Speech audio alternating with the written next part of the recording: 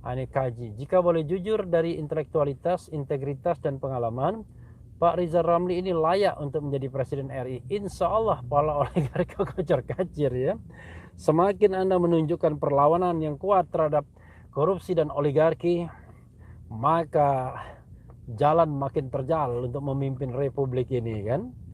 Itulah susahnya kita ya. Kita tidak pernah mencari pemimpin yang benar-benar untuk membereskan Indonesia. Yang dicari adalah pemimpin yang mau berkompromi terhadap oligarki kekuasaan dan bisnis. Rizal Ramli orang yang layak tentunya ya, punya keberanian. Saya menganggap Rizal Ramli ini adalah tokoh yang punya beberapa kelebihan dibandingkan tokoh-tokoh yang lain. Satu adalah expertise ya. Dia punya expertise di bidang ekonomi yang reputable. Tidak hanya di fora Indonesia, tapi juga fora internasional. Itu penting ya. Jadi ada yang namanya international legitimacy. Satu. Yang kedua, saya lihat keberpihakan kepada golongan menengah ke bawah itu penting. Jadi orangnya concern pada kehidupan menengah ke bawah. Jadi itu yang membedakan barangkali dengan Sri Mulyani yang lebih teknokratis orangnya ya. Jadi kalau Sri Mulyani lebih teknokratis ya, hidup mapan mungkin, lama di luar negeri, orientasinya betul-betul technical. Kalau Rizal Ramli ada ideologi, ada concern, ada keberpihakan yang jelas ya. Kemudian yang ketiga adalah kita membutuhkan pemimpin yang kuat, strong leader. Pemimpin yang berani mengatakan iya dan iya, tidak ya tidak. Nah, saya lihat Rizal Ramli itu berani dia ngomong soal siapa saja ya, ngomong tanpa tedeng aling-aling. Kalau saya saja masih mikir-mikir, tapi Rizal Ramli itu remnya seperti sudah blong buar dia ngomong tentang Luhut, ngomong tentang siapapun, tentang Jokowi dan lain sebagainya, tanpa berpikir bahwa itu akan membahayakan misalnya katakanlah dirinya ya, bisa dikaitkan dengan kasus politik dan lain sebagainya. Oke. Ada yang bilang pakai Tri Bang. Saya nggak pakai Tri, saya cuma pakai Telkomsel ya. Selamat Bang Refli pulang ke dusun Oki Palembang. Terus Bang suarakan kebenaran di negara ini, insya Allah ya. Saya mah udah malas dengar-dengar statement istana rezim, tong kosong semua kebijakannya. Mending mendengarkan lagu-lagu Bung Eha aja.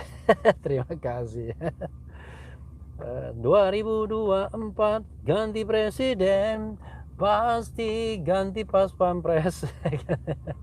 Konstitusi atur 2 kali masa jabatan pemimpin negeri, tak boleh diperpanjang lagi, cukup sudah 2 kali.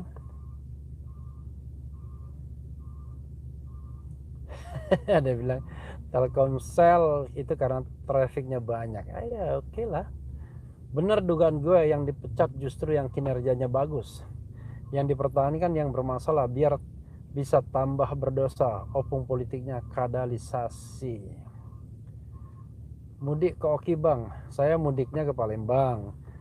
Tapi tentu melewati Ogan Komering Ilir. Karena Ogan Komering Ilir adalah desa kelahiran ibu saya dan ayah saya. Dengarkan lagu Aku Pulang ya.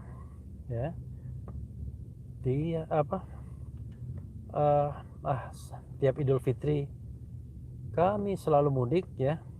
Namun langkah kami terhenti. Nah, tahun ini aku pasti pulang dan pulang benar. Pulang mudik ya. Mudah-mudahan semuanya lancar. Tiap Idul Fitri kami mudik, lupa lagi nadanya. Dengan riang hati, tetapi pandemi membuat langkah terhenti. Ibu aku pulang mesti walau pusaramu yang ku pandang. bersanding dengan ayah yang jua telah lama berpulang. Itu ya lagunya ya. Oke. Suaranya kecil Bang RH ya, mohon maaf lah karena memang ini kondisinya tidak memungkinkan ya, karena internetnya on off. Ini sudah bagus dapat internet, mudah-mudahan nanti kita update lagi ya. Tapi kalau Tupak kalau bilang suaranya kecil, tolong diperbaiki juga HP-nya, jangan-jangan masalahnya di HP. Jangan-jangan ya, saya tidak tahu ya. Lihat istri Bang loh, kok lihat-lihat, masa mau diperlihatkan. Oke. Wajarlah negara ini amburadul karena yang bermasalah dipelihara untuk politik kepentingan. Tapi seru juga kira-kira kalau ketua partai yang sudah jadi lembu dijadikan alat untuk menyerang Seteru Luhut versus PDIP. Mudah-mudahan semakin banyak orang seperti RR maju terus. Palembang di mana Bang Refli? Saya di Tiga Ilir ya. Di daerah Tiga Ilir, Jalan Bambang Utoyo. Kemudian assalamualaikum.